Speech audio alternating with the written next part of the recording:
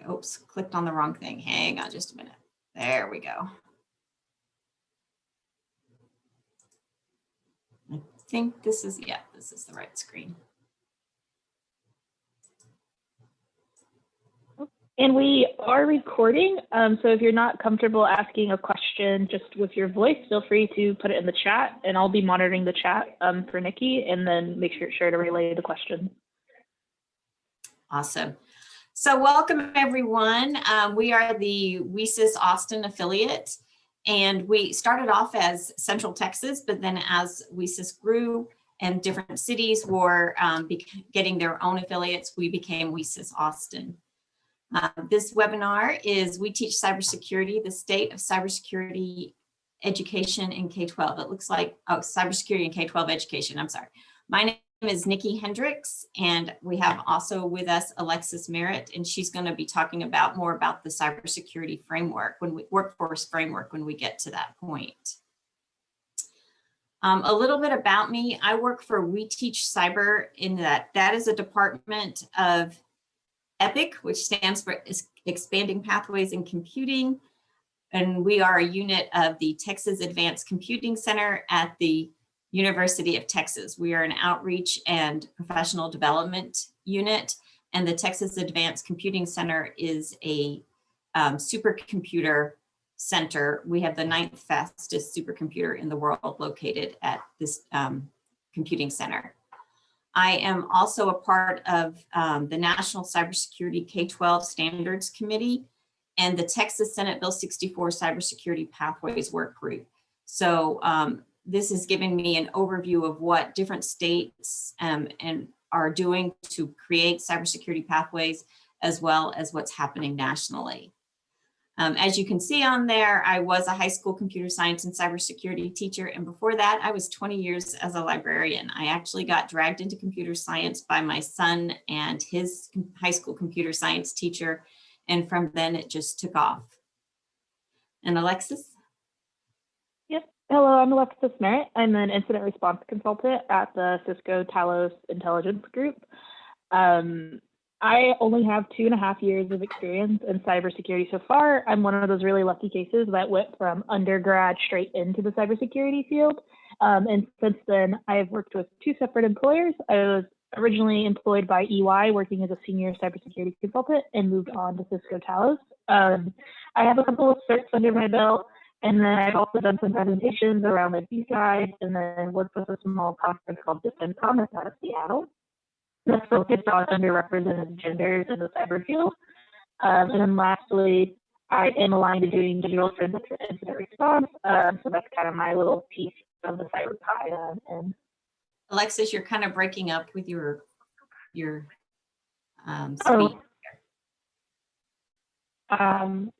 sorry about that. Can you hear me more clearly? Yeah, it's a little bit double talk is what it's coming out like. That's true. So apologies for that. It's worse. Is everyone having that same problem listening, or is it just me? Yeah, everyone. It's the same here. She may want to stop her video. It may be her bandwidth is low at the moment. Yeah, my video. Let me know if everyone is speaking. Okay, I think I'll take it from here, Alexis, because right now it's very hard to understand you. Yeah, no right. worries. Sorry about that. Oh, that's better. So today's path, what we're going to look at is the cybersecurity workforce, the state of cybersecurity education, according to a survey that was given last April and May, some national initiatives, and what 3 particular states are doing, some high school and middle school competitions, and then the challenges for schools, our public schools and our private schools, and how you guys can help. All right, the cybersecurity workforce. Alexis, do you want to try this? Yeah, just I want to make sure that you can hear me properly. We can hear you great now. All right. Well, thank you for the tip on whoever was speaking just then about turning off my video. So the cybersecurity skills gap is becoming this big thing. I'm sure you've all seen it in the media where there's this quote unquote dangerous shortage between the professionals that are trained in cybersecurity and ready to take on the jobs and what is in the job market. So there is a shortfall of 40,430 workers for some of the cybersecurity's largest jobs. And something that Nikki's doing right now is preparing people who are coming out of school, like out of high school, out of undergrad, and preparing them to go straight into cybersecurity. I'm sure if you have been in cybersecurity for a while, you'll notice that most people move into cybersecurity in interesting ways. Like Nikki went from a librarian to a computer scientist high school teacher, then into cybersecurity. And many of my coworkers that I work with have like 20 years at help desk, and then they move into cybersecurity. So right now we're just kind of looking at that skill gap that's happening.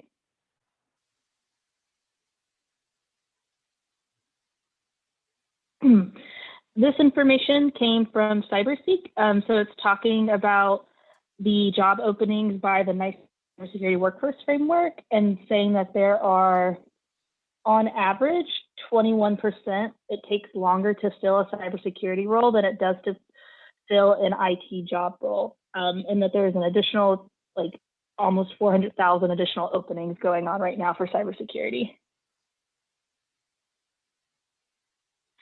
And then how we tie this kind of back into representing women, 24% of professionals around the world who spend at least 25% of their time on cybersecurity activities are currently in the workforce of cybersecurity professionals. I'm sure in all of your all's day-to-day that you see this too, that there's just is a lot more men filling these roles than there are women. On average, there's 30% of IT professionals surveyed stated that fewer than 25% of all applicants were qualified. And then just going back on to that, like shortage of cybersecurity professionals is nearly 3 million.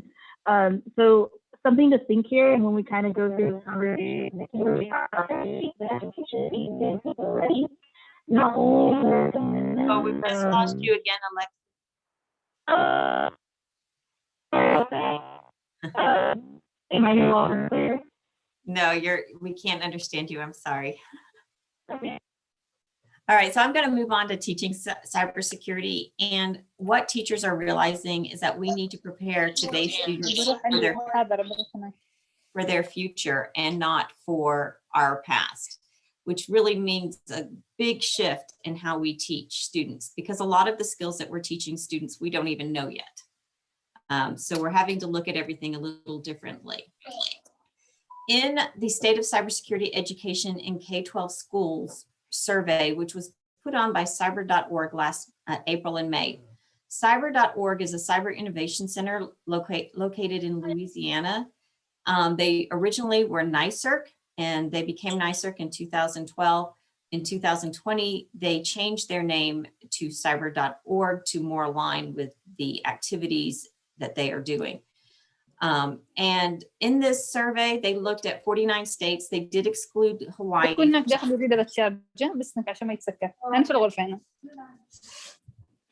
everyone please make sure they're on mute? Thank you.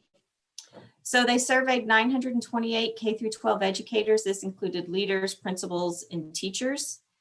And the whole idea for this survey was to create an awareness and to find out what the awareness was for cybersecurity at every level, K through 12, so that we can get more teachers prepared to teach cybersecurity. What they found was that most educators don't know a lot about cybersecurity education. The ones that said they did, which about 91% who said that they did know a little bit about cybersecurity, that was defined in the survey as that they, when they were talking about what they knew about cybersecurity, it was relayed on the aspect of knowing how electronic devices interact in the digital age, how to protect digital assets from vulnerabilities, and the moral and ethical issues of using technology in society. So 91% said they knew a little bit about that information. What they did find was that private school employees, administrators, and educators in communities that had cybersecurity resources had higher levels of knowledge. What that means is cybersecurity resources they were a community with cybersecurity companies, or they had universities with cybersecurity programs. And so they had more knowledge because it was more at the forefront. Like Austin, where we're from, it's becoming the Silicon Valley of Texas. We have so many companies moving into this area. But public school teachers had the lower levels of knowledge, and then the communities without the cybersecurity resources. And these were the cybersecurity deserts came out really with communities without cybersecurity resources.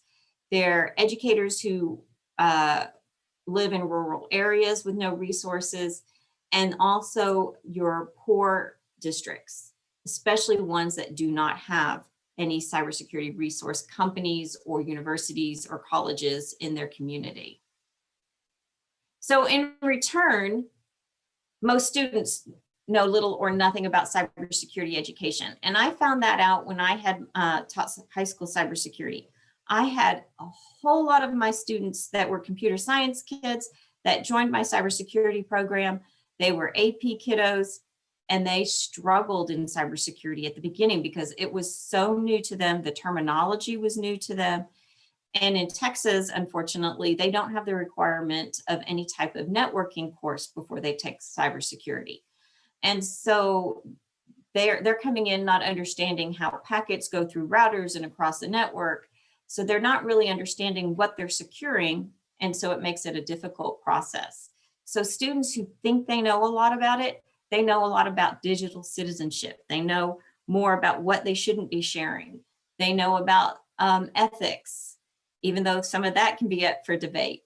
They're just not sure about the rest of cybersecurity. So it's brand new to students. So national initiatives, we have NICE, which is led by NIST in the US Department of Commerce. And they have 5 goals, and they have really worked hard to promote cybersecurity education and to provide resources and frameworks. I'm going to go through the goals quickly and just highlight a few of the objectives of each goal. NICE, their main goal number 1, is to promote the discovery of cybersecurity careers and multiple pathways to get to those careers.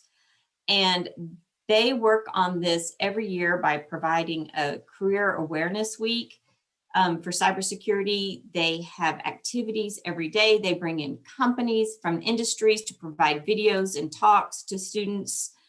They've had puzzle challenges for students to participate in the classroom. But of course, it's getting all this information out to high schools and out to teachers who will actually use it.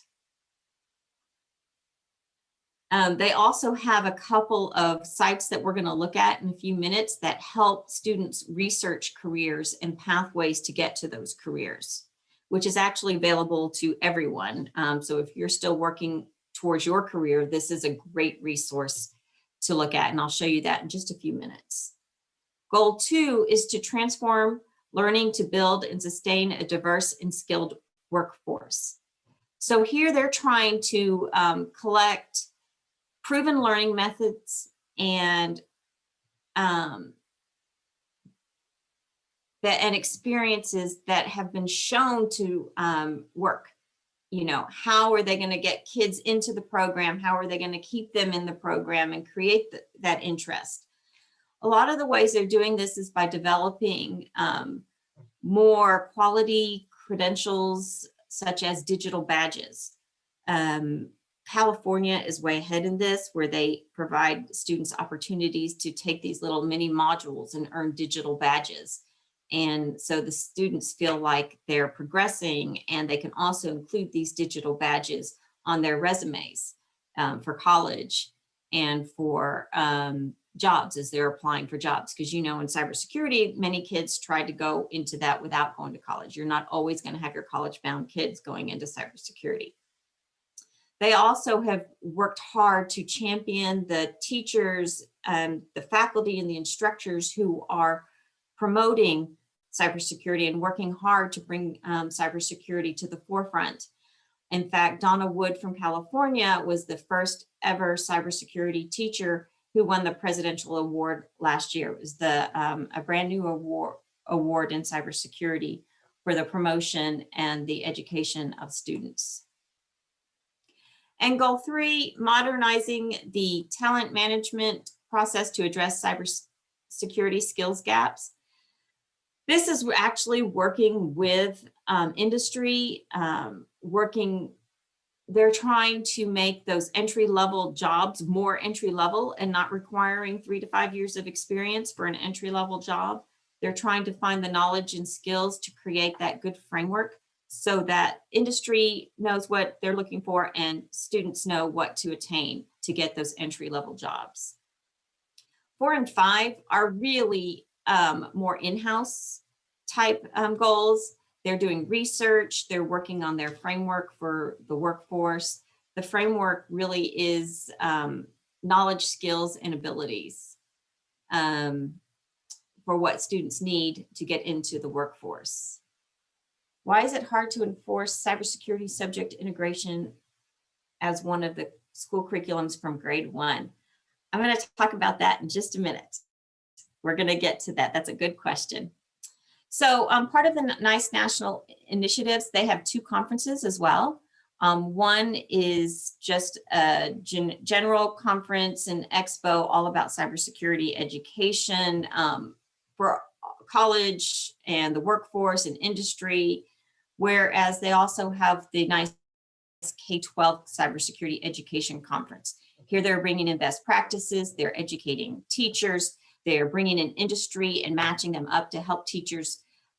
So it's where I really began my interest in cybersecurity education back in 2017 by attending one of these conferences. So the NICE framework is a bridge between employers and educators and training providers. It gives the knowledge, the skills, the abilities that's needed to do the different types of jobs. They've, I think, leveled it down to 52 work roles, and then they've tried to match the skills necessary for those work roles. And so students who are interested, maybe they're interested in the blue team operations, they can go look under protect and defend, and they can look to see what types of skills, what types of certifications, what types of college they might need to get to that type of job that they're looking for.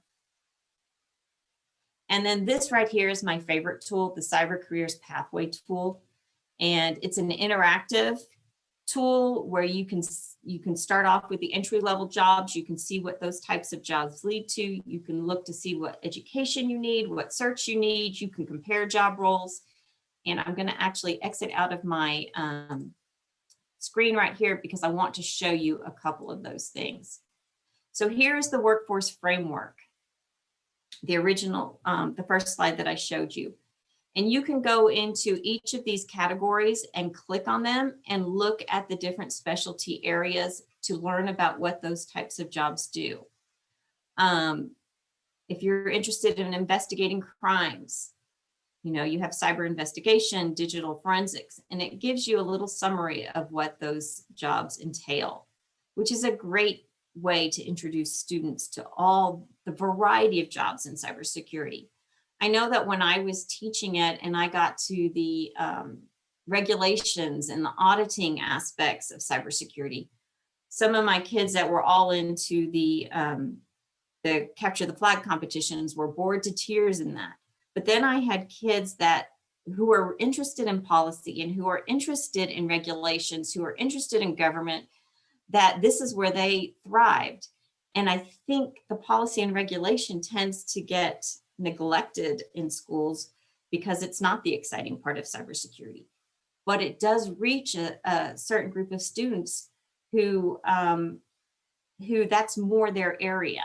Although they need to understand the technical aspects of cybersecurity, they also will find that they thrive better in writing policy. And when I did my survey at the end of the school year, I was really surprised to see that some of my students really enjoyed that area of study. So this is the Cybersecurity Pathways tool. and I just love this. This is actually brand new. They had a CyberSeek tool that was similar, but not as sophisticated as this. And this just came out in the last few months. And what the students can do is if they want to go start off as a secure software assessor, then they can see the different roles that they can go from there. And so you have IT, cybersecurity, cyber effects, intel, and intelligence. And you can see how they all overlap. If they want to be a cyber operator, they can see how they can move on to different career paths. But if you see in the pop-up box, it has work role, community cyber effects, category, etc. And you can click on it and you can get more information. They've got documents to help you. They've got the tasks of what that job position entails. They have the knowledge and skills and abilities that are needed for that job. They have what other roles are related to that job. And so you can go back and search all the different types of roles that there are in cybersecurity. And I think this is a great way to introduce students to cybersecurity, because then they realize that there's something for everyone. Because, you know, not everyone wants to be a pen tester, although that's exciting for high school kids. But even my high school kids, I found that not everyone enjoys that. They like other aspects of it. They may just want to do the network security, where they're doing the assessing the network and configuring the network. They may just want to do the identity and access management, but they don't understand all the different types of roles. So introducing students to the types of careers in cybersecurity is, I think, a great way to keep them in continuing into that field. I'm going to go back to my presentation. All right, so this is the committee that when I use the survey with my students, it was just an end of course survey that I did for my class, just to see how they were feeling about what we did in cybersecurity, as it was new to our school. And also because right at spring break, that's when we went to virtual learning. So I was trying to gauge where their interests were, where they felt like I needed to improve in the classroom, what they wanted more focus on. So it was just, and I knew most of my students because I already taught them in computer science. So I had developed a really good relationship with my kiddos, where I knew that they would be honest with me in the survey. So I am part of the Cyber.org National K12 Cybersecurity Standards Committee. And here we have been working since October to develop K-12 cybersecurity education standards. This is where we want to start infusing cybersecurity education as early as kindergarten, so that it becomes standard as they move up through the grades. And so that middle schoolers are learning about the parts of the computer and how packets go across the computer. So when they get to the high school, they have that advanced knowledge, which they're coming to high school right now without that advanced knowledge. Some states are starting to slowly move things into middle school, but the majority, if they have any kind of cybersecurity at all, is in high school. We've had we've probably worked, well, we've had 6 full days of working on cybersecurity standards. And it was 30 teachers from across the United States at all different levels. And so we had a K through 5 group, a 6 through 8 group, and a 9 through 12 group that we worked on standards. And then we're in the process of combining those standards to create a K through 12 pathway. And what we've done already went through a review board in February with industry reps, with Donna Woods from California, different teachers who have been successful in their teaching of cybersecurity. And we will be meeting in April to finalize this, to hopefully have these goals ready to be released in August 2021 for states to start adopting. So then it comes the, getting this information out to all the different states. I do know, like in K1 and 2, it's really, make sure that you keep your password to yourself. Don't share it with your friends. This is a keyboard. This is a monitor. It's learning the basics. And so with the K-5 teachers committee, since they were actively working with those students, they were able to create standards that were appropriate for their level. So I'm really excited to see what the review board had to say about what we've created, and then how we're going to adjust these to go along with the review board in April. So keep an eye out for that. That will be coming out from cyber.org, hopefully by August. So in the United States, we have CTE, Career and Technical Education, in our high schools. These are what we used to call vocational programming. It's now Career and Technical Education. And here, normally, you try to have teachers who have experience in the industry. Unfortunately, with cybersecurity, you're not going to find that. It's very rare to have any cybersecurity teacher in the high school that actually has cybersecurity industry experience. You may be lucky to have teachers that have some networking experience and have come into education, but cybersecurity, because it's such a brand new course, it's brand new throughout the United States. That is one of our challenges, is getting qualified teachers. CTE is great because it really has built these strong programs across the United States for students to earn industry-based certifications as they work, to do work experiences while they are in high school. And it's really getting them, providing them with real world experiences. There's for the business side of things, business marketing, et cetera, they have a big competition called DECA. And these help students prepare marketing and company startups, providing all the materials, learning about these innovations. And that's where cybersecurity needs to head. It's a baby right now in CTE. And so it's just starting to gain momentum. But it is under Career and Technical Education programs, which allows it to get Perkins money. Perkins it's really known as the Career and Technical Education Act, but throughout schools across the United States, it's called Perkins. And they provide over $1 billion each year to post and secondary institutions. These are the goals that were just revamped because this has been going on, and I can't remember when they just did this a couple of years ago. They just went and did a revision of it, but it's aligning the CTE programs, fostering collaborations, and that POS stands for programs of study. So statewide industry or sector partnerships to develop and implement programs of study. Strengthen CTE teacher and faculty pipelines.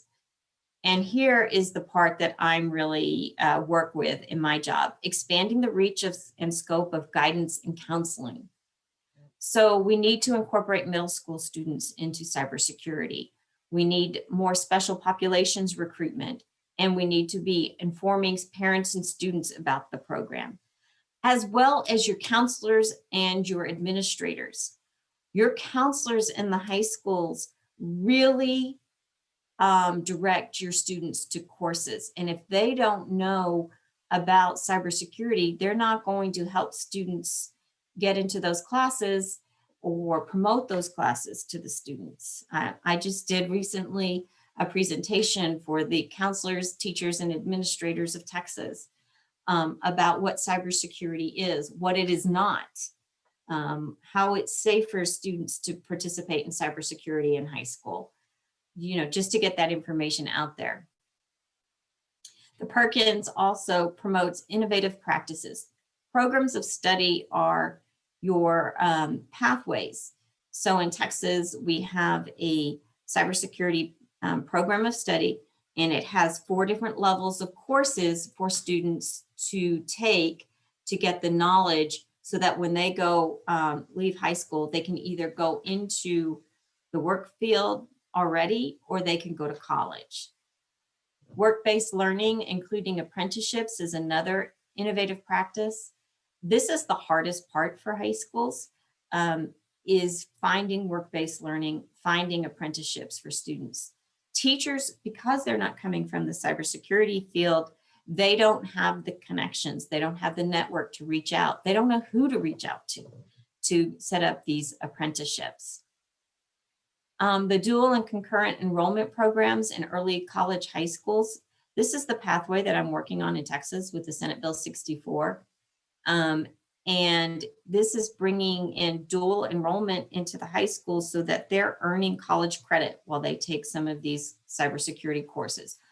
Almost like advanced placement courses where they can earn college credit. Cybersecurity does dual enrollment. The problem with this is there are such restrictions on how high school teachers have to be credentialed to actually teach a dual enrollment class. So because there's not a lot of cybersecurity credentialed teachers,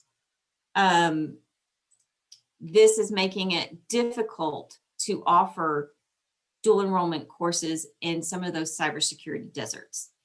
And that's because the colleges have their hands tied.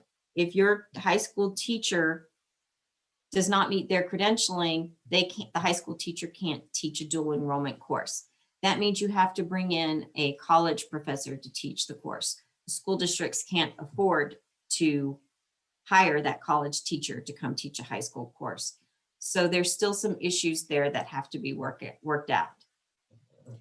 Now this pay for success, this is my favorite part.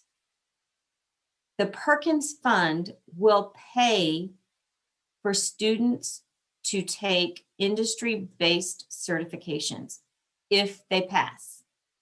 So the student if they took the Security Plus and passed, the school district would pay for that test, and then they get reimbursed by the Perkins Act. So it really helps some of those students progress with those industry-based certifications that they might not always get the chance to do.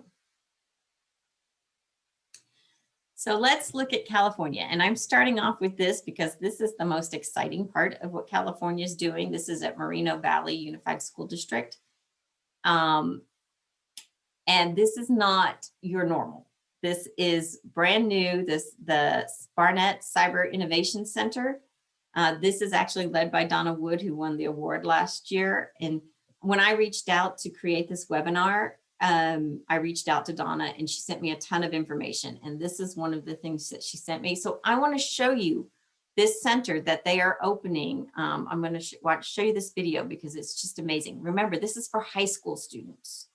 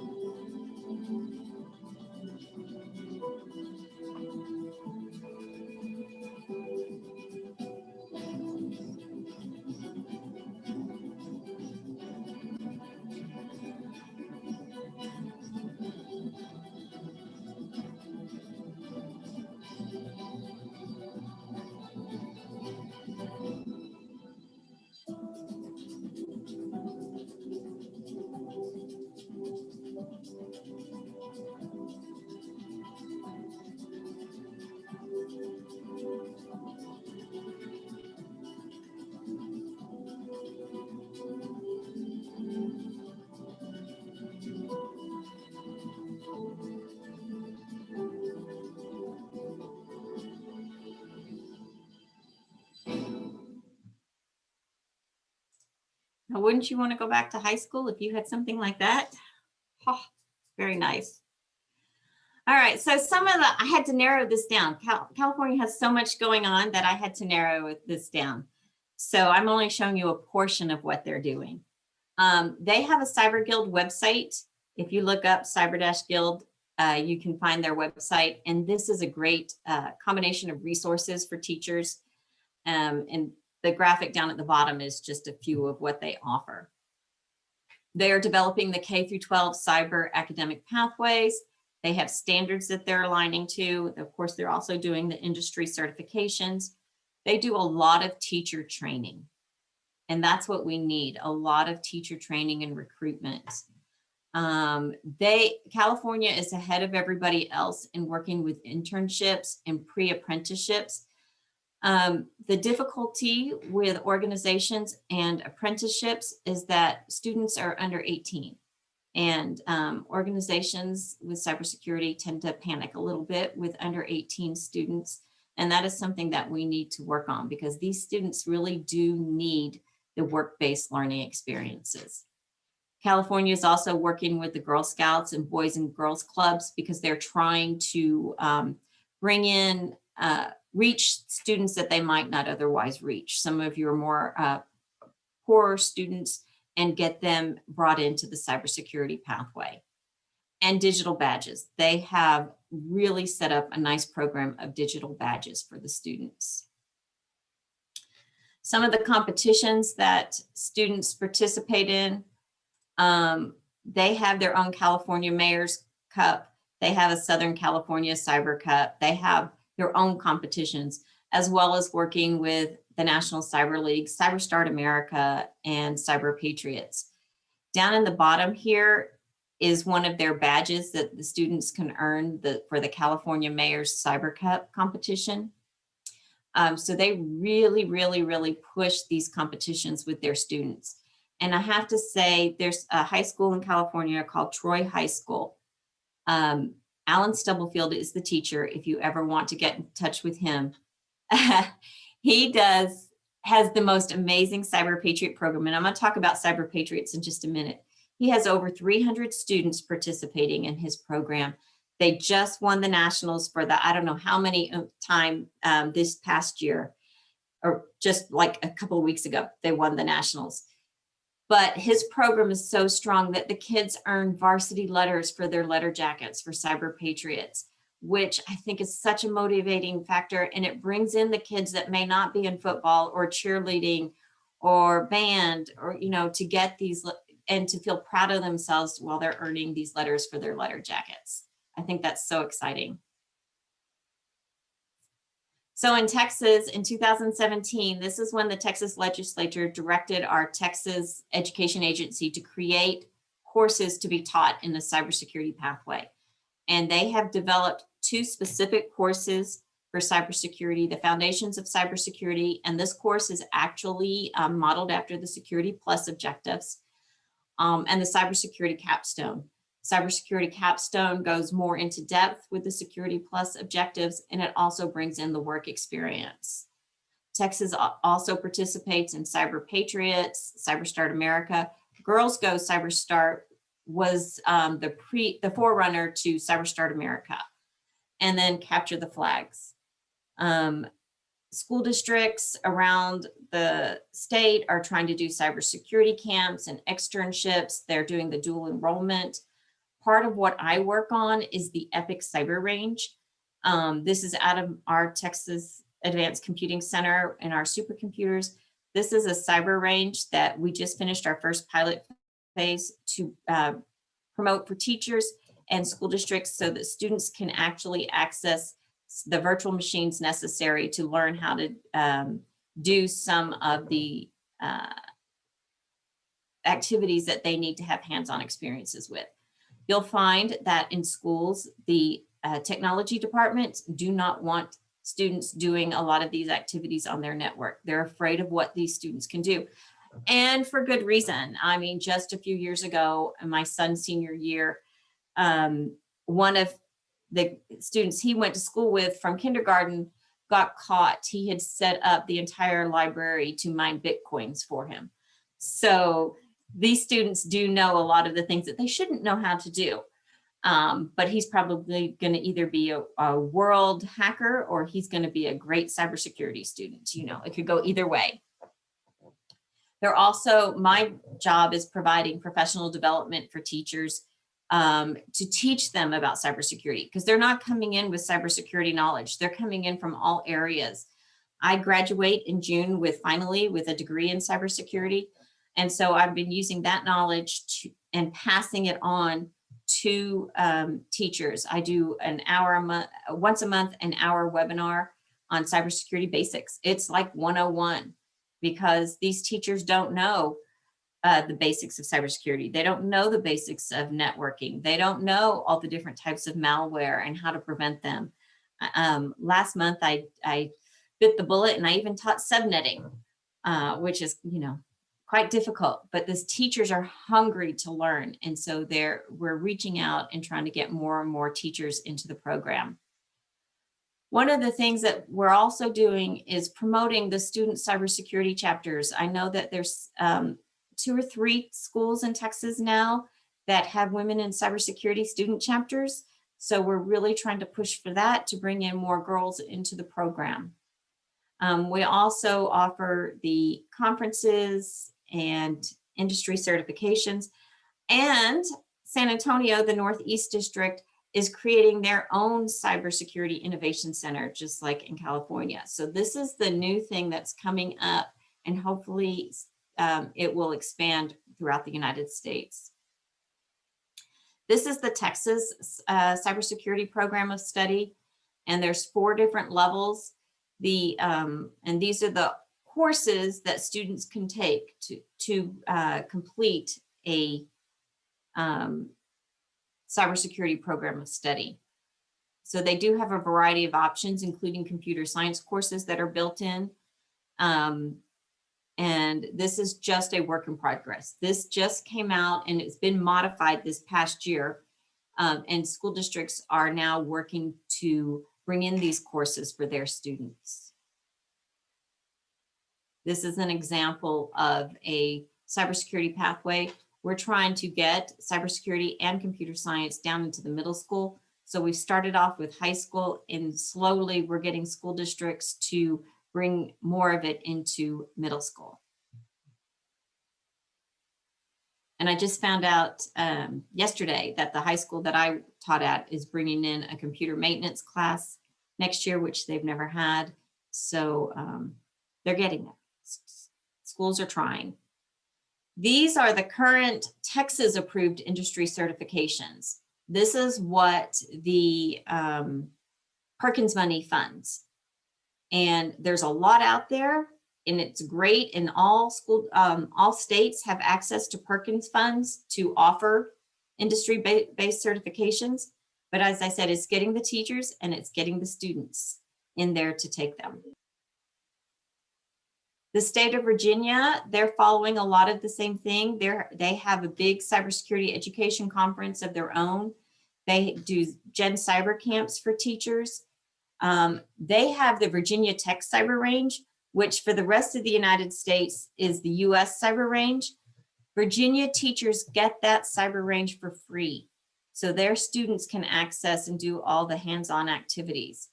To use the Virginia Tech Cyber Range as the US Cyber Range, it does cost for teachers outside of Virginia. They also have a website that compiles different resources, events, and provides a list of colleges with cybersecurity degrees. And they also participate in a lot of competitions.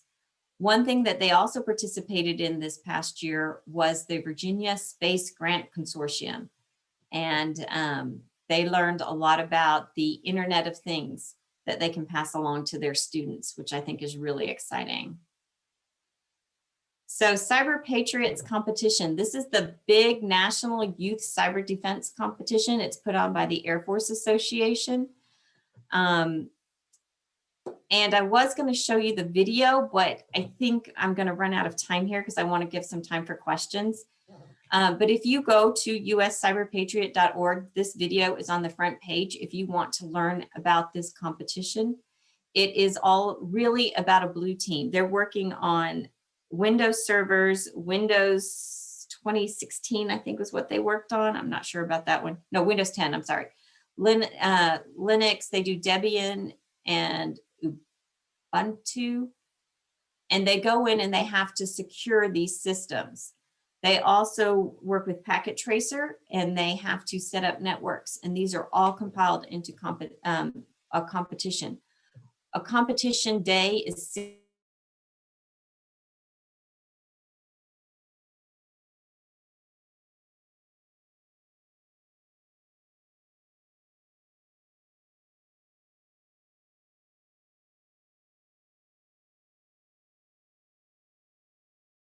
Australia area as Cyber Taipan, and in Saudi Arabia as Cyber Arabia. They also have their own competitions. What teachers need here are mentors. If you are interested in helping students, teaching them basics on blue team basics on how to secure Windows systems, Windows server systems, Linux, reach out to your schools, see if they have a Cyber Patriot team, because that is the hardest part for teachers. They don't know anything about Cyber Patriots. They've not been, unless they've been doing it for a long time. If they're trying to start a team, there's no teacher training for Cyber Patriots. You just have to go in and figure it out as you go. But you can sign up to be a mentor, and you can help those students, and you can help that teacher prepare for Cyber Patriots. Other competitions that are around for high school and middle school are NCL Cyber Skyline, Cyber Start America. The biggest one is PICO CTF. This one's been around for quite a while from Carnegie Mellon, and this is kind of the forerunner for high school cybersecurity competitions, capture the flag competitions. And then there's Neverland, which is this upside down question mark. That is a middle school capture the flag competition. So there are people trying to reach out and get to our middle school students. If you can help with these competitions too, students would be thrilled to have your advice and your knowledge with these. So what are our challenges? It's student interest. How do we get teachers and students interested in cybersecurity and stay with the program? The teachers' lack of cybersecurity knowledge and skills. Administrators and counselors' lack of knowledge. The lack of cybersecurity curriculum. There's not a lot out there. Resources. They need help. They need access to cyber ranges. They need access to labs. They need access to challenges and materials to pretend that they're a security operations center where the kids can do tabletop exercises. They need access to apprenticeships and internships, and they need mentors. All of these can come from women in cybersecurity. You can reach out, impart your knowledge. Right now in Texas, with our very first Principles of Cybersecurity course, we had 1,100 students. The name got changed. The Principles of Cybersecurity was an innovative course. When it was finally accepted by the Texas Education Agency, it only jumped up to 1,900 students. That's in all of Texas. That's not a lot. 22 in the cybersecurity capstone. For students attaining an industry-based certification, you can see the numbers there. Texas still needs work. They still need to, and so do all states. How do we get students interested in cybersecurity? So that's where you come in. Mentorship, be a volunteer to be a guest speaker. Adopt a school. If your organization is a cybersecurity or has a cybersecurity department or is a cybersecurity organization or company, adopt a school, help them out, give them advice on how to set up their classrooms, talk to their technology departments, be there for the students and the teachers, help teach the teachers so that they can go in and teach their students. I know there were days when I was teaching my cybersecurity class, I may have only been a day ahead from where my students were. And I had to learn that sometimes my students knew more than me. And if I didn't know how to do something, I could call out and say, hey, does anyone know how to do this? And that student taught. You know, you have to be flexible, but the teachers need help. And they need companies to get over the fear of having high school students work as interns or apprentices or just shadow-based job learning, because the kids are hungry. They're hungry for information. They're hungry to learn, and we need help. Teachers, oh my gosh, teachers in every state need help with cybersecurity. I don't know how much I can say that over and over again. Please reach out to your schools. And I don't have time for this great video, but this is why you should teach, why cybersecurity needs to be taught. This is actually an ad for Sophos, but it is so funny and so good. So if you look, this one's for the IT heroes, look it up on YouTube. Great, great video. I wish I had time to show it to y'all. So that's it for my presentation. If you have questions, please speak up or put them in the chat. And here's Alexis and my contact information. If you want to connect with us on LinkedIn, or if you need more help or want more information on how you can help with cybersecurity in the schools, please email me. All right, are there any questions out there? I just had one. Mm-hmm. So it was just a follow-up. I think you were in the presentation, but I just wanted to know if you had a chance to have any students experience the KD assessment. We had an opportunity to work with Laura Lee, and she had us take this KD assessment, which was geared towards middle school student level and above, and it does exactly like, you know, everything that you were talking about. Having the students kind of go through these little course modules, and then they learn about the different sects of cybersecurity. And then it's also related back to everything that you could do in the workplace and all these little things. And it gives the students a strong profile of where they might be suited anywhere in the industry. And it's just really cool, but it's a paid assessment. That's the only thing that's a bummer. And I put it in the chat, but I don't know, I just think it's worth it. And I'm trying to find people that have had students take it too.